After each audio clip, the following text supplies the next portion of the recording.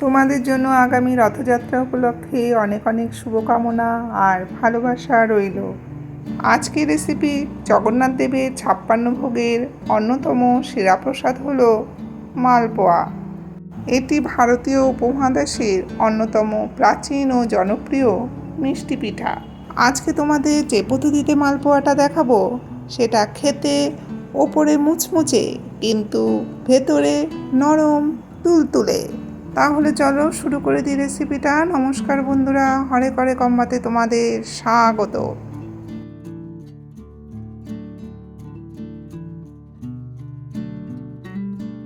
প্রথমে নেওয়া হলো হাফ কাপ সুজি,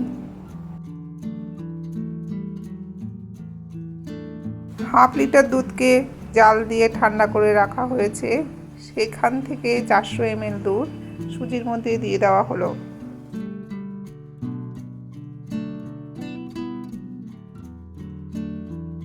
দিল 1 কাপ ময়দা আর হাফ কাপ চালের গুঁড়ো।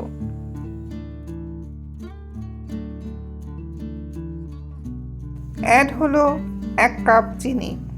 তোমরা কেমন মিষ্টি খাবে সেই অনুযায়ী কিন্তু চিনিটা দেবে।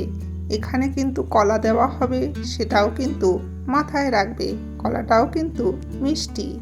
এখানে 1 চামচ নুন দেওয়া হলো।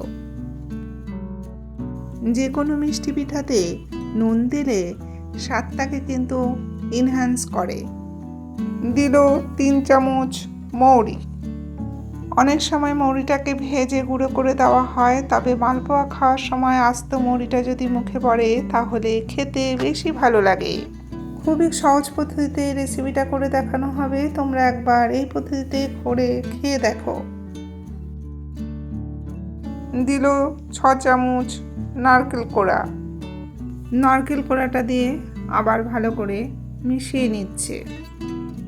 মেশানোর সময় মনে হচ্ছে একটু জল দিতে হবে, তাই সামান্য জল দিয়ে আবার ভালো করে গুলে নিচ্ছে। গুলতে গুলতে মা বলল আর একটু জল লাগবে, তাই সামান্য জল দিলাম, তাহলে মোট হাফ কাপ জল দেওয়া হলো। আপাতত গোলাটা হয়ে গেছে, এবার ঢাকা দিয়ে রেস্টে রাখা হলো। ওর মধ্যে সুজিটা আছে, সুজিটাও ফুলে উঠবে, ততক্ষণে আমরা এদিকটা রেডি করি। এখানে কাঁঠালি কলা নেওয়া হয়েছে, কাঁঠালি কলাগুলোকে ছুলে নিচ্ছে। আমরা এখানে কাঁঠালি কলা নিয়েছি, তোমরা চাইলে অন্য কলা নিতে পারো, তবে একটু বেশি পাকা হলেই ভালো হয়। এখানে মোট আমরা 4খানা কাঁঠালি কলা নিয়েছি। কাঁঠালি কলাগুলোকে মা একটু আঙুল দিয়ে ভেঙে নিচ্ছে। এবার কলাগুলোকে মিক্সিতে পেস্ট করে নেওয়া হবে, তাই মিক্সিং বলে দিয়ে দিল। কলাগুলো না বেশি পাকা না, হাত দিয়ে করতে গেলে অনেকটা কষ্ট হবে আর সময়ও অনেক লাগবে। কলার পেস্ট কিন্তু রেডি। আধ ঘন্টার মতন কিন্তু গোলাটা রেস্টে রাখা হয়েছিল। এবার ঢাকনাটা সরিয়ে নেওয়া হলো। ঢাকনাটাকে সরিয়ে ওর মধ্যে কলা পেস্টটা দিয়ে দিচ্ছে। এই মালপোয়াগুলোকে আলাদা করে চিনির শিরাতে দেওয়ার প্রয়োজন হয় না। কলাটা দিয়ে আবার ভালো করে গুলে নিচ্ছে। গোলাটাকে কিন্তু ভালো করে গুলতে হবে যেন স্মুথ হয়, না হলে কিন্তু শক্ত শক্ত থাকবে, ফ্লপি ব্যাপারটা আসবে না। গোলাটা অনেকটা ঘন থাকাতে ওর মধ্যে সামান্য দুধ দিয়ে দেওয়া হলো, তাহলে দুধের পরিমাণ হলো মোট 450 ml। গোলাটা কিন্তু পাতলাও হবে না আবার খুব ঘনও হবে না, কতটা থিকনেস থাকবে ফাইনালি তোমাদের দেখিয়ে দেওয়া হবে। কড়াইটা গরম হয়ে যাওয়ার পর পরিমাণ মতন ওর মধ্যে সাদা তেল দিয়ে দেওয়া হলো। গোলাটা কতটা ঘনত্ব হয়েছে দেখে নিলে এবার চলো পরের ধাপে। এদিকে কিন্তু তেলটাও গরম হয়ে গেছে। ভর্তি ভর্তি 1 হাতা তুলে আস্তে করে তেলের মধ্যে ছেড়ে দিচ্ছে। তোমরা কিন্তু ছড়িয়ে ছাড়বে না, এক জায়গায় দেবে।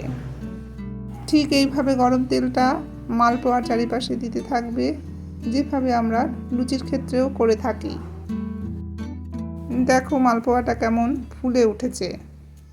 এক পাশটা হয়ে গেছে, এবার উল্টে দিল। দেখো কি সুন্দর লাল লাল করে ভাজা হয়ে গেছে। মালপোয়া ভাজার সময় গ্যাসের ফ্লেমটাকে কখনো লো কখনো মিডিয়াম টু হাইতে রাখা হয়েছে। মালপোয়াটা 2 পিঠি ভাজা হয়ে গেছে, এবার তুলে নিচ্ছে। এই রকমই কিন্তু লাল করে ভেজে নেবে। একই পদ্ধতিতে কিন্তু পরেরগুলোকে ভেজে নেওয়া হবে। তোমাদের সুবিধার্থে আরেকটা দেখানো হচ্ছে, তোমরা দেখে নাও। গোলাটা যখন তেলে ছাড়া হবে তখন যেন তেলটা খুবই গরম থাকে। প্রত্যেকটা মালপোয়া দেখো কি সুন্দর লুচির মতন ফুলে উঠেছে। এই মালপোয়াগুলোকে অনেক দিন রেখে কিন্তু খাওয়া যায়। খুবই সামান্য উপকরণে চটজলদি হয়ে যাওয়া একটা দুর্দান্ত স্বাদের মিষ্টি পিঠা। রথযাত্রা, জন্মাষ্টমী, দোল পূর্ণিমাতে আমরা প্রসাদ হিসাবে মালপোয়াটা নিবেদন করে থাকি। এছাড়াও অতিথি আপ্যায়নে এটি খুবই সমাদৃত। মালপোয়া হলে ভানু বন্দ্যোপাধ্যায়ের সেই বিখ্যাত ডায়লগটা মনে পড়ে যায়। ছোটবেলায় যখন মা মালপোয়া ভাজতো ওই সময় ভাই এসে বলতো, মাসিমা মালপোয়া খামো। এই মালপোয়ার সাথে কিন্তু আমাদের অনেক স্মৃতি জড়িয়ে আছে।